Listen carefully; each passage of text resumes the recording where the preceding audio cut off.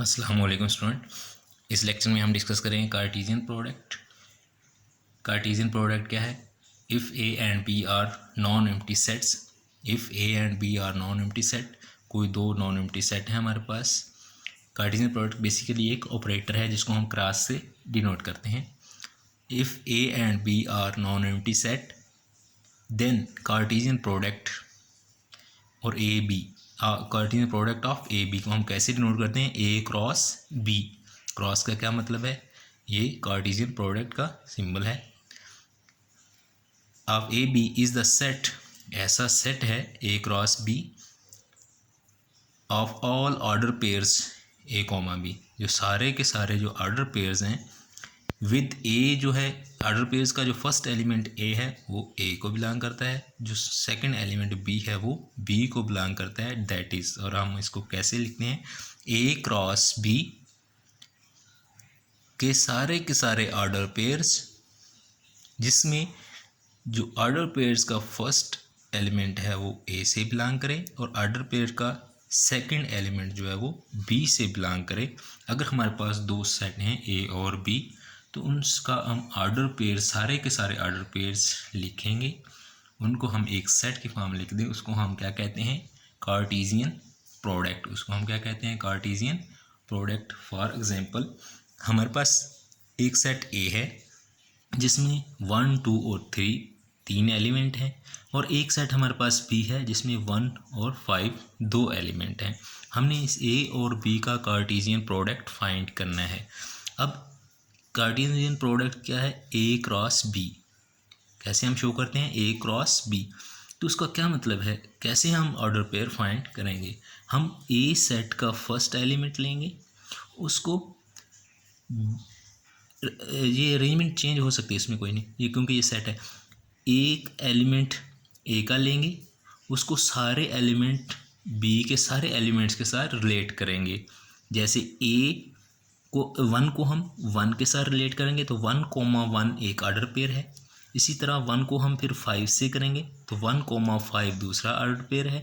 इसी तरह हम 2 को लेंगे, 1 और 2 को 5 के साथ रिलेट करेंगे। इसी तरह 3 को लेंगे, 1 के साथ फिर 5 के साथ रिलेट करेंगे। तो इस तरह 1,1, 1,5, 2,1, 2,5, 3,1 और 3,5 ये सारे के सारे ऑर्डर पेयर हमने लिख लिए हैं और एक सेट में लिख लिए हैं। तो ये क्या है?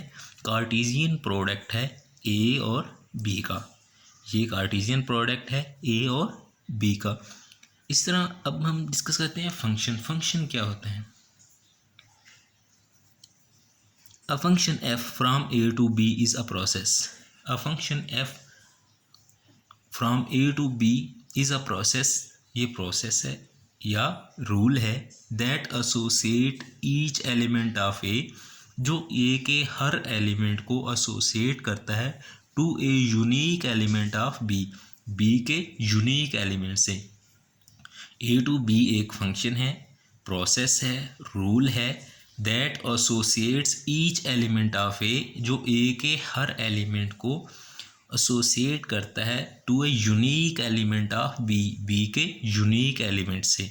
इसको हम डिनोट करते हैं, डिनोट एज एफ। एफ जो है हमारे पास, इसको हम फंक्शन से को डिनोट करते हैं एफ से, स्मॉल एफ से। और ये क्या है? ए टू बी। इसमें जो ए है वो फंक्शन की डोमेन है और इसमें जो बी है वो फंक्शन की कोडोमेन है। फंक्शन की ए जो है वो डोमेन है और ये जो बी है ये कोडोमेन है। अब हम देखते हैं कि ईच एलिमेंट ऑफ ए का क्या मतलब है और यूनिक एलिमेंट ऑफ बी का क्या मतलब है। हमारे पास एक सेट ए है और एक सेट बी है और एक फंक्शन है हमारे पास एफ जो ए टू बी है। ए में ए बी सी और 1, 2, 3 एलिमेंट हैं। अब वो कहता है कि each element of A associate to a unique element of B. ये एफ ऐसा रूल है जो ए के हर एलिमेंट को बी के यूनिक एलिमेंट से एसोसिएट करता है या रिलेट करता है उस प्रोसेस या उस रूल को हम फंक्शन कहते हैं। इसका मतलब है ए जो है वो 1 पे जाए, बी 2 से रिलेट है और सी जो है वो 1 से रिलेट है। अब देखें ए का हर एलिमेंट, एक में 3 एलिमेंट, ए में 3 एलिमेंट और तीनों के तीनों ही एसोसिएट हैं या रिलेट हैं बी से। उसके बाद दूसरी कंडीशन यूनिक, तो ए जो है वो 1 पे ही जा रहा है, बी 2 पे जा रहा है, सी 3 पे जा रहा है। इसका मतलब ए सिर्फ एक एलिमेंट पे ही जा रहा है, बी भी सिर्फ एक ही एलिमेंट पे जा रहा है, सी भी सिर्फ एक ही एलिमेंट पे जा रहा है। तो ए भी यूनिक एलिमेंट से रिलेट है, बी भी यूनिक एलिमेंट से रिलेट है और सी भी यूनिक एलिमेंट से रिलेट है। तो इसको हम क्या कहते हैं? फंक्शन। अब ये तो है, अब यूनिक ना हो उसका क्या मतलब है, जो फंक्शन ना हो। अब देखें इसी को ही हम लेते हैं ए बी सी 1 2 3। अब ए जो रिलेट करते हैं हम 1 से, बी को भी रिलेट हम कर देते हैं 1 से और सी को हम रिलेट कर देते हैं 2 से। अब देखें ए कंडीशन तो सेटिस्फाई है, कौन सी? कि ए का ईच एलिमेंट जो है वो एसोसिएटेड है बी के एलिमेंट से। लेकिन बी के आगे जो सेकंड कंडीशन थी यूनिक एलिमेंट ऑफ बी, तो अब ए भी ऐसा नहीं है, ये तो ठीक है, बी भी जा रहा है इस पे और ए भी जा रहा है 2 पे। ए 1 पे भी जा रहा है और ए 2 पे भी जा रहा है। दो तो एक पे जा सकते हैं, ए और बी 1 पे जा सकते हैं, लेकिन ए जो है वो 1 और 2 पे नहीं जा सकता। अगर ए 2 पे भी जाए और ए 1 पे भी जाए, तो इसका मतलब है ये जो ए का एलिमेंट है ए, वो यूनिक एलिमेंट ऑफ बी से रिलेट नहीं हो रहा, वो बी के 2 एलिमेंट्स के साथ रिलेट हो रहा है। एक एलिमेंट 1 है और एक एलिमेंट 2 है। तो इसको हम कहते हैं कि ये फंक्शन नहीं है। 2 एलिमेंट एक पे एसोसिएट हो सकते हैं, लेकिन एक एलिमेंट बी के 2 एलिमेंट्स के साथ एसोसिएट नहीं हो सकता। अगर बी ए का एक एलिमेंट बी के 2 एलिमेंट्स के साथ एसोसिएट हो जाए, रिलेट हो जाए, तो उसको हम फंक्शन नहीं कहते, उसको हम फंक्शन नहीं कहते। इससे आगे है टाइप्स ऑफ फंक्शंस। फंक्शन की टाइप्स हैं। अगर हमारे पास कोई एफ फंक्शन है जो ए से बी है, जिसकी डोमेन ए है और डोमेन बी है, be a function from A to B, first case क्या हो सकता है, फर्स्ट टाइप क्या हो सकती है? The function F is said to be injective और 1 1। एक तो फंक्शन जो होता है वो इंजेक्टिव होता है या उसको हम 1 1 भी कहते हैं। If whenever x1 not equal to x2 then F of x1 not equal to F of x2। कि डोमेन के हम 2 एलिमेंट लें, डोमेन के हम 2 एलिमेंट लें और उस पर हम फंक्शन अप्लाई करें, तो जो हमें आउटपुट मिले वो भी डिफरेंट मिले। अगर डोमेन के एलिमेंट डिफरेंट हम पुट कर रहे हैं फंक्शन में, तो हमें वैल्यू भी डिफरेंट ही मिले। तो ऐसे फंक्शन को हम कहते हैं इंजेक्टिव या 1 1, इंजेक्टिव या 1 1 जी। अब इसी को देख लें कि अगर हम ए पुट करते हैं फंक्शन में तो हमें 1 वैल्यू देता है, अगर बी पुट करते हैं तो 2 वैल्यू देता है, अगर सी पुट करते हैं तो 3 वैल्यू देता है। अब ये 1 1 है, ए और बी डिफरेंट है तो हमें 1 और 2 भी डिफरेंट मिल रहे हैं, बी और सी डिफरेंट है तो आंसर भी 2 और 3 मिल रहा है। तो ये फंक्शन 1 1 है, ये फंक्शन 1 1 है। अब इसको रहने दें, ये तो फंक्शन ही नहीं है। अगर ऐसा हो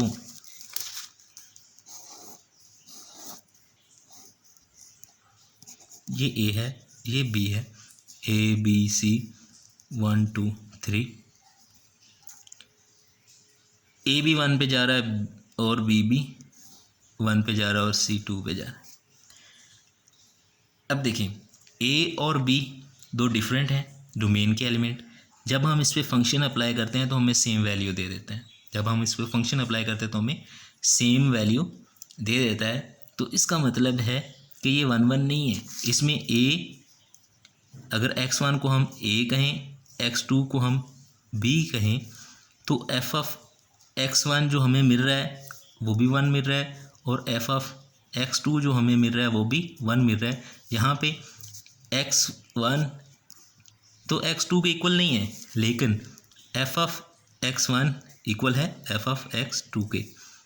तो इस तरह का जो फंक्शन होता है इसको हम 1 1 नहीं कहते, ये फंक्शन हमारा 1 1 है। या जैसे आप लिखें f of x is equal to x square. अब मैं यहाँ f ऑफ -1 लिखूँ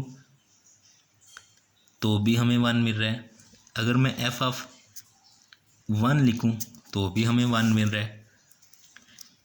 तो अब देखें डोमेन के एलिमेंट तो मैंने मुख्तलिफ लिए लेकिन रेंज के एलिमेंट जो है वो सेम है। तो f ऑफ एक्स स्क्वायर ये भी हमारा 1 1 नॉट 1 1, ये भी 1 1 नहीं है। कि अगर हम डोमेन के एलिमेंट डिफरेंट ले रहे हैं तो कोडोमेन में जो एलिमेंट हमें मिलेंगे वो भी डिफरेंट मिलने चाहिए। उसके बाद है the function f is said to be surjective, उसको हम ऑन टू भी कहते हैं। If f of a is equal to b, f of a का क्या मतलब है कि पूरे का पूरे डोमेन पे जब हम f अप्लाई करें तो वो कोडोमेन के इक्वल हो जाए, कोडोमेन के इक्वल हो जाए। That is if range of f, या हम उसको ऐसे भी कह सकते हैं कि ये जो रेंज है f की वो कोडोमेन के बराबर हो जाए, वो कोडोमेन के बराबर हो जाए तो उसको हम सर्जेक्टिव कहते हैं, या क्या कहते हैं उसको ऑन टू भी कहते हैं। बराबर होने का, डोमेन और कोडोमेन के बराबर होने का क्या मतलब है? अब देखें एक सेट हमारे पास a है, एक सेट हमारे पास b है और ये हमारे पास कोई फंक्शन है, इसमें a b c a 1 2 3 है।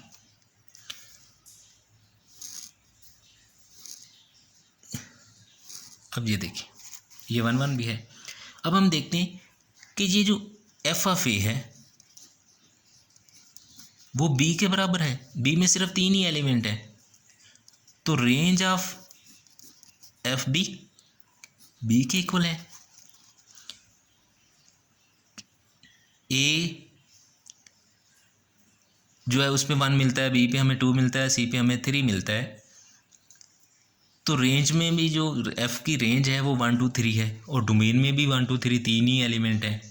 तो ऐसा फंक्शन को हम कहते हैं ऑन टू फंक्शन या सर्जेक्टिव फंक्शन। तो फिर कैसा हो सकता है कि जो सर्जेक्टिव ना हो, वो भी तो हम देखते हैं। फर्ज करें हमारे पास a है और ये b है और ये हमारे पास फंक्शन है a b c और 1 2 3।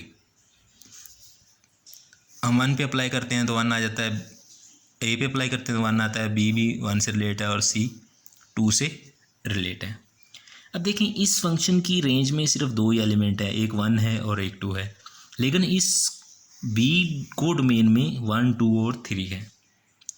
अब एक एलिमेंट जो 3 है वो फ्री पड़ा हुआ है कोडोमेन में। अब इस फंक्शन की जो रेंज है, रेंज तो 1 2 है, वो कोडोमेन के इक्वल नहीं है। Range of f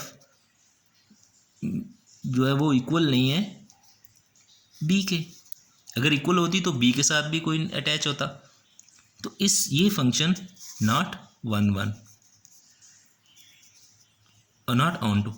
in simple word कि b के अगर सारे के सारे एलिमेंट रिलेट हों a से तो हम उस फंक्शन को कहते हैं ऑन टू फंक्शन।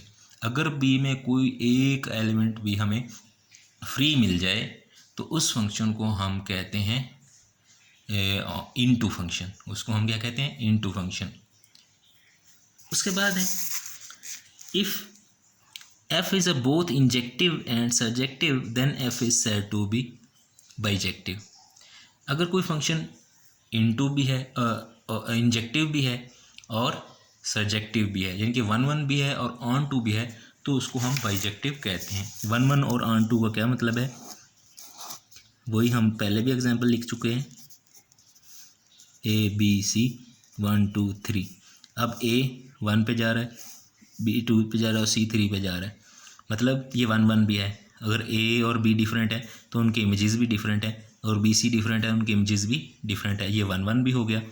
उसके बाद ये ऑन टू भी है कि b में 1 2 3 एलिमेंट हैं और तीनों के तीनों ही रिलेट हैं ए के साथ, इसका मतलब है रेंज, जो इस फंक्शन की रेंज है वो बी के बराबर है, कोड मेन के बराबर है, तो ये ऑन टू भी है, ये 1 भी है और ये ऑन टू भी है, तो इसको हम क्या कहते हैं, बाइजेक्टिव।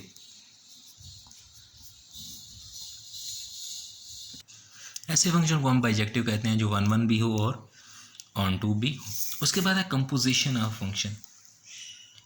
कंपोजिशन ऑफ फंक्शन क्या है कि कोई हम दो फंक्शन होते हैं, हम उसको कैसे कंपोज करते सकते हैं, कैसे कंबाइन कर सकते हैं, उसको हम कहते हैं कंपोजिशन ऑफ फंक्शन। फ़र्ज़ करें एक फंक्शन एफ है हमारे पास जो ए से बी है, जिसकी डोमेन ए है और रेंज को डोमेन बी है, एंड एक फंक्शन हमारे पास जी है जिसकी डोमेन बी है और को डोमेन सी है, and if range of F, जो एफ की रेंज है वो सबसेट हो जाए डोमेन ऑफ जी की और equal to B, then composite function G of F, composition को हम कैसे डिनोट करते हैं, जी ऑफ एफ। कोई एक फंक्शन हमारे पास जी है और एक एफ है, इसको हम कैसे कंपोजिशन लिखें, डिनोट करेंगे G of F is the function, वो भी एक फंक्शन है फ्रॉम ए टू सी, जिसकी डोमेन क्या हो जाएगी ए और जिसकी कोड डोमेन हो जाएगी सी, और उसको हम डिफाइन कैसे करते हैं, G of F of X, इसको हम लिख सकते हैं G of F of X for all X belong to A.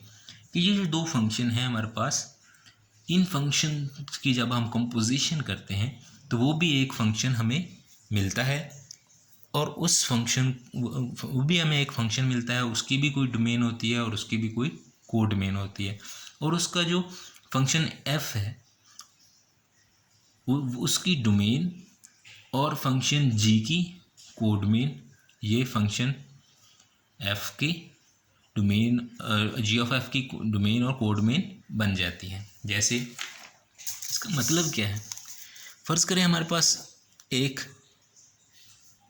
X है, एक सेट वाई है और एक सेट जी है। हम एक्स से वाई पे जाते हैं, उसको हम कहते हैं एफ फंक्शन, कि हम एक्स के एलिमेंट पे एफ अप्लाई करते हैं तो हम वाई में चले जाते हैं, और वाई पे हम जी अप्लाई करते हैं तो हम जी में चले जाते हैं।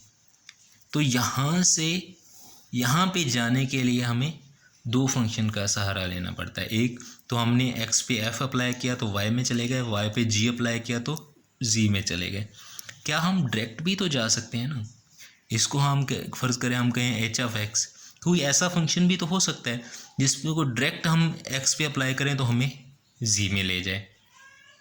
तो ऐसे फंक्शन को हम कहते हैं कंपोजिशन ऑफ फंक्शन। उसको कैसे लिखते हैं, H of X G of F of X, ये एक ऐसा फंक्शन बन जाएगा इन दोनों की कंपोजिशन से जो हमें मिल जाएगा, जो हमें जिस पे हम डायरेक्ट एक्स पे अप्लाई करेंगे तो हम जी में चले जाएंगे। वैसे हम एक्स पे एफ अप्लाई करते थे एक फंक्शन तो हम वाई में चले जाते थे, और वाई साइड पे हम फिर एक और फंक्शन जी अप्लाई करते थे तो हम जी में जाते थे। तो इसी तरह हम डायरेक्ट भी तो जा सकते हैं, उसको हम कहते हैं कंपोजिशन ऑफ फंक्शन, जिसको हम एच ऑफ एक्स का नाम देते हैं, उसको कहते हैं G of F of X. For